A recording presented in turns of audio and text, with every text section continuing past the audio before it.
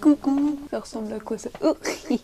Est-ce que ça vous est déjà arrivé d'avoir des douleurs physiques inexpliquées, si on peut appeler ça comme ça? Vous avez tout essayé, kiné, ostéo, IRM, radio, shiatsu, acupuncture, pilates, enfin bref, vous avez tout essayé et la douleur, elle part pas, elle est là, elle vous enquiquine au quotidien, elle vous casse les pieds, elle vous handicape vraiment beaucoup. Est-ce que ça vous est déjà arrivé ça? Et si ces douleurs, c'était en fait des émotions qui sont mal exprimées ou non exprimées? Et si votre corps, c'était simplement un messager que vous n'avez pas encore appris à écouter? Pendant longtemps, et même encore un peu maintenant, j'avais très mal dans le haut du dos. Suite à une chute de cheval, voilà, je m'étais fait une double fracture de la clavicule. J'avais aussi des côtes et des vertèbres qui avaient un peu pris cher. Pendant très longtemps, j'ai mis ça sur le compte de cette chute en disant voilà, j'ai besoin de réduc, tout ça. Alors oui, j'avais besoin de réduc, hein, ça c'est clair. Je suis pas en train de dire qu'il faut squeezer complètement le côté médical, le côté ostéo-kiné. C'est pas du tout ce que je suis en train de dire. Évidemment, j'ai fait ma réduc, j'ai été suivie médicalement et paramédicalement et tout ce qui va avec. En revanche, j'avais beau faire tout ce que je voulais, j'avais toujours mal au dos. Même si je faisais du renfort, j'allais à la piscine, je faisais une séance de kiné par semaine, je voyais l'ostéo au moins 2-3 fois par an, ostéo, éthiopathe, enfin bref. Je faisais tout ce qu'il fallait, mes douleurs dorsales ne passaient pas, jusqu'à ce que je fasse un petit peu le lien avec l'aspect émotionnel. Vous savez l'expression en avoir plein le dos? Eh ben elle prend tout son sens quand on a mal au dos. En l'occurrence, le dos, c'est la symbolique de ce qu'on porte. Et donc du coup, il s'avère que je voulais peut-être trop porter de responsabilités, prendre beaucoup de choses sur moi, les émotions des autres, etc., etc. Ça me fait aussi penser à une personne que j'ai accompagnée qui avait des migraines avant chaque compétition. Alors on a mis ça sur le compte du manque de sommeil, de la luminosité, de problèmes de vue, voilà, on a exploré un petit peu toutes ces pistes-là. À partir du moment où cette personne, elle a appris à gérer son anxiété, elle avait plus de migraines. En fait, c'était une anxiété que la personne, elle essayait de cacher par des grands sourires, du blablatage à gogo, etc. Et en fait, les migraines, c'était la traduction de l'anxiété qui essayait de se frayer un chemin pour dire hey, coucou, je suis là, faudrait peut-être apprendre à gérer ma place, s'il vous plaît. Encore une fois, je suis pas en train de dire que quelqu'un qui a des migraines, il a forcément que de l'anxiété, hein. Ça peut évidemment être un problème de vue, ça peut être un problème de cervical, ça peut être tout un tas de problèmes médicaux, mais simplement ce que j'essaye de dire, c'est que ça peut aussi être autre chose, ou ça peut être un cumul de tout ça. Tout ça, c'est ce qu'on appelle des troubles psychosomatiques. C'est en fait une manifestation du corps qui prennent racine dans des troubles émotionnels. Vous savez, quand on dit c'est dans la tête, mais en fait c'est pas péjoratif. Maintenant, ça a été détourné, ouais, c'est que c'est dans ta tête. C'est devenu péjoratif, mais à la base, c'est pas péjoratif. Et oui, ça peut être dans votre tête, mais pour autant, ça veut pas dire que vous êtes faible ou que vous êtes, j'allais dire une... Mais on va rester poli. Et ça, c'est mesurable et ça a été prouvé dans certaines études. Votre corps, il oublie rien. Je vais essayer de pas vous perdre, je vais parler un petit peu physiologie et neurologie, mais vous inquiétez pas, on va rester soft. Vous avez donc le système nerveux central et le système nerveux périphérique. Grosso modo, votre système nerveux central, c'est votre cerveau et votre moelle épinière. Lui, on n'en parle pas pour l'instant. Le système nerveux périphérique, il est composé du système nerveux autonome et du système nerveux somatique. Le système nerveux somatique, c'est celui qui va diriger les mouvements volontaires du corps. J'ai décidé de lever le bras droit, enfin vous voyez mon bras gauche, mais bref, j'ai décidé de lever le bras, ainsi de suite. Nous, on va parler du système nerveux autonome. C'est celui qui contrôle tous les mouvements involontaires. La respiration, vous n'avez pas besoin de penser à inspirer et expirer, par exemple. Et le système nerveux autonome, lui aussi, est divisé en deux. Il y a le système nerveux sympathique et le système nerveux parasympathique. Le système nerveux sympathique, c'est celui qui va préparer le corps à réagir à une menace, pour le préparer à se mettre à l'action. Et le système nerveux parasympathique, à l'inverse, c'est celui qui se met en mode calm down, mode récup. Ils se complètent bien les deux, il y en a un qui est là ouais on fire et tout, et l'autre il est là wow, calm down. Le système nerveux sympathique, il va être stimulé par l'inspiration, et le système nerveux parasympathique, il va être stimulé par l'expiration. Est-ce que ça va pour ça? Je vous ai pas trop perdu? Je pense que ça a été. Hein, vous me direz dans les commentaires. Et quand vous vivez un stress intense ou une émotion particulière, votre corps, donc il y a tous ces trucs-là, ces mécanismes qui vont se mettre en place, et votre corps ensuite il va stocker l'émotion. On appelle ça la mémoire cellulaire. Il y a des études en neurosciences qui disent que principalement les muscles et les fascias, c'est ce qui recouvre tout le corps, gardent une trace de certains états émotionnels.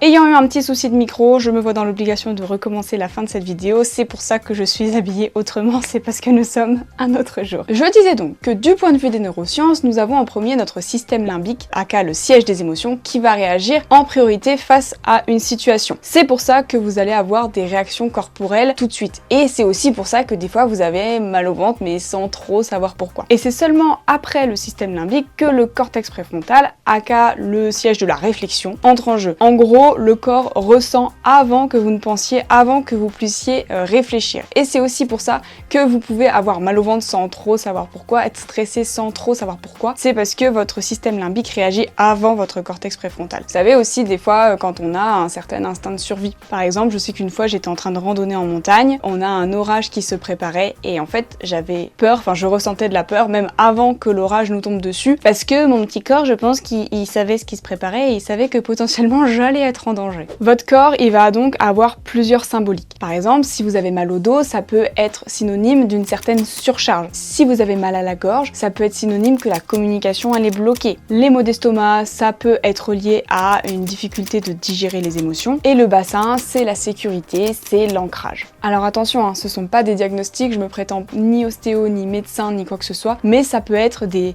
pistes à explorer. Si par exemple vous avez vu plusieurs ostéos, plusieurs kinés et que la personne ne trouve pas forcément ce que vous avez, allez voir du côté des émotions, peut-être qu'il y a un truc à chercher. Alors maintenant, comment se libérer de tout ce que le corps a stocké? Pour ça, moi il y a une technique que j'aime bien, ça s'appelle la relaxation dynamique. Alors il y a la relaxation statique où vous vous allongez, je vous raconte une histoire et vous écoutez ce que je vous dis. Et il y a la relaxation statique qui est un mix entre de la sophrologie et du yoga. En fait, je vais vous montrer quelques petits exercices. Je vais vous demander d'inspirer, de bloquer la respiration dans le but d'accentuer les ressentis au niveau du cerveau, d'effectuer certains gestes dans le but de détendre une zone, et de souffler en revenant en position initiale.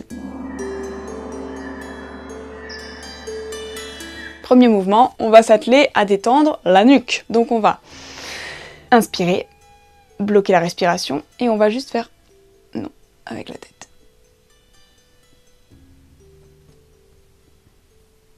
Et on souffle en revenant en position initiale. Vous pouvez reprendre quelques respirations naturelles, ensuite on réinspire, on bloque et cette fois on fait oui.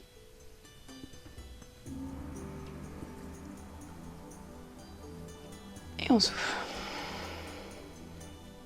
Troisième mouvement, ça va être pareil, d'inspirer, on bloque et cette fois on va tourner dans un sens, dans l'autre.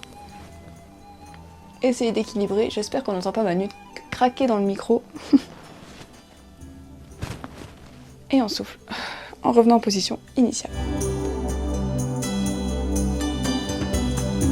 Deuxième mouvement, on va donc pareil, inspirer, bloquer et on va monter et descendre les épaules, comme ça.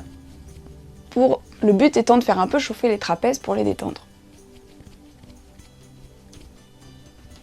Voilà. Et avant de mourir d'asphyxie, vous pouvez le faire plus longtemps, c'est juste que pour le bien-être de la vidéo, je vais éviter de faire durer trop l'exercice. On fait une deuxième fois.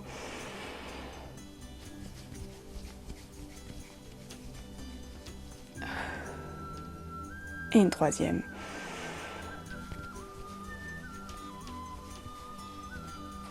Et celui-là, je l'aime bien, je trouve qu'il détend bien les trapèzes. Je vous en montre un dernier, on va donc, comme avant, inspirer, bloquer, et cette fois on va ramener, comme si vous vouliez montrer vos bubis, ramener le bras comme ça, et on va resserrer les omoplates derrière, comme si avec vos omoplates vous vouliez écraser votre colonne vertébrale. Donc on serre, on serre, on serre, on contracte le bras, on serre, on serre, on serre, on serre, et après quand on n'en peut plus, on souffle en jetant le poing vers l'avant. Une deuxième fois, on inspire, on bloque, on serre, on contracte, on serre, on contracte, on serre, on contracte. Et la troisième, on inspire, on bloque, on contracte tout. Et dites-moi dans les commentaires quel est l'exercice qui vous a le plus fait de bien et si vous voulez que je vous en montre d'autres. En tout cas, ce que vous pouvez retenir, c'est que votre corps, il vous trahit jamais. Il va exprimer ce que vous pensez, même si vous n'avez pas envie de l'exprimer. Il parle quand vous vous taisez et il agit quand vous vous bloquez. Alors apprenez à l'écouter, non pas pour devenir un expert, mais plus pour redevenir vous-même. En attendant, si vous pensez que cette vidéo, elle peut aider quelqu'un, n'hésitez pas à la lui partager. Abonnez-vous pour plus d'astuces et à la prochaine!